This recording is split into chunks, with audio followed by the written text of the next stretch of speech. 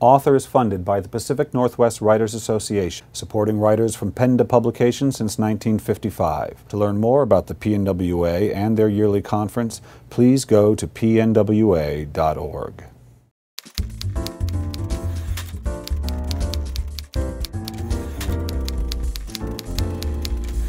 Hello, this is Brian Mercer for Author.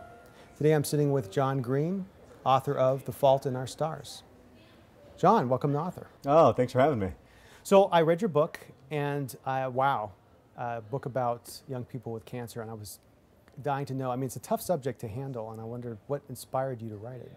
Well, I worked as a student chaplain at a children's hospital about 12 years ago, and I knew a lot of young people with cancer then, and so that was sort of the initial inspiration, but could never really find a way into the story. I kept trying to write it over and over and over again for almost 10 years. And then finally, through my friendship with a young woman who had cancer, I was drawn out of the story enough to finally write it. So there's humor in it, but it was sometimes difficult to laugh at it. How would you find a balance to, you know, not being irreverent to the subject, but at the same time wanting to make it a little bit lighter? Yeah, you got to be respectful, but at the same time, you want to be funny. The truth is that while people are alive, they're alive, and they're funny. When, you know, part of being alive is being funny, and having a sense of humor, and sometimes that can be very, very dark humor, Sure. particularly in hospitals and among caregivers and the sick.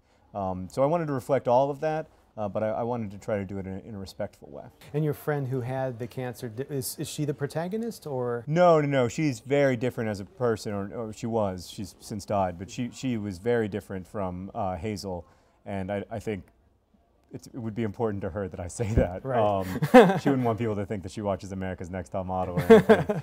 So she was very different, but I do think that if it hadn't been for knowing Esther, I never could have had a way into the story. How do you choose your projects? Well, my editor would say poorly, because I spend a lot of time choosing, and I often go down roads that are the wrong road for many months or years.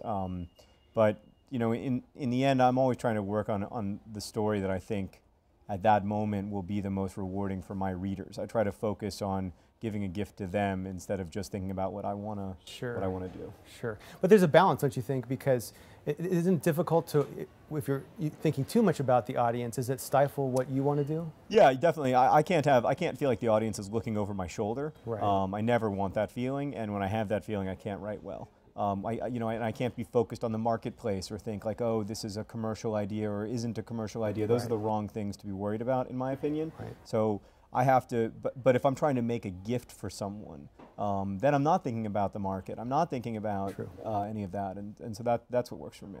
Yeah, it seems like it would be difficult to always have to think about the audience and to think about what your next project's going to be, especially when you have such a following and there's this higher and higher expectations for what you do. How do you handle the pressure when you're going to the next project to kind of to write without that hanging over your head? Well, it is different, but at the same time, I try to be conscious of the fact that it's a great gift. It's a great gift to have readers. It's a great gift to know that the next book that I write will have readers, right. That it will get published.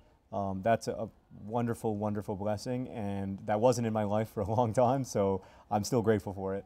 But it does change your relationship with both your audience and your stories when you have that experience of having had a book come out before. Sure.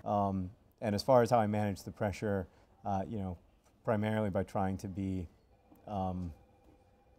focus on the writing instead of anything else. Yeah, I found it surprising. I was the only one, I think, who didn't guess the ending. Oh yeah. of that. Yeah, I didn't really want it to be a secret, but I also didn't want it to be not a secret. I mean, generally with my books, there's no real proper plot twists. So that's not really the way I write, but I wanted the story to have a turn, because I wanted to kind of show the capriciousness of disease, the fact that the universe can be pretty cold to us and to our expectations. When did you know you wanted to be a writer?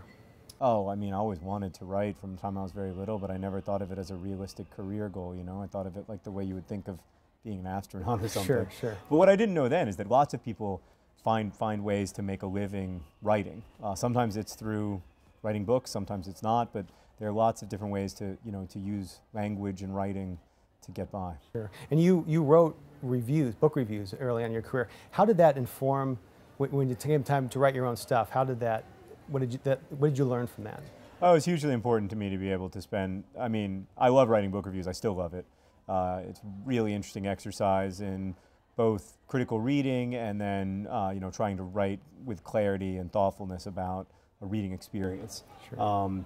So I really love it, but just in terms of brute numbers, I read hundreds and hundreds of books every year when I was working as a reviewer, and that was huge because before that, without that, I wouldn't have 1,000 young adult novels in the back of my mind when I'm writing. I want to ask you about your vlog because it's hugely successful, and there's a big, emphasis for authors now to publicize themselves on the internet.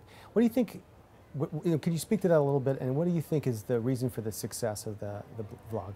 I don't know what the videos are successful primarily because we got in early. To be honest with you, we started making videos at the beginning of 2007 when it was a less crowded medium than it is now, and we were able to connect directly with our audience, and it just built organically. As far as publicizing yourself goes, I mean, there is a lot of pressure for that for authors. I think the truth is you have to do what you find interesting. I use Twitter because I find it interesting, and I don't use Facebook that much because I don't find it as interesting. There are authors who are using Facebook very effectively or touring very effectively or whatever it is, but you have to find the way that you want to reach out to your readers that feels right to you, that feels organic to you, and that's the key, I think. What did you learn from writing The Fault in Our Stars that you're going to take to your next project? Patience. Be patient with myself as a writer, and have faith that I will get there instead of constantly beating myself up over not being there yet. Finish this sentence. If I've learned anything from writing, I've learned to try to be kind to myself and to other people. I really think that writing ultimately is an act of empathy, so that's what I've learned.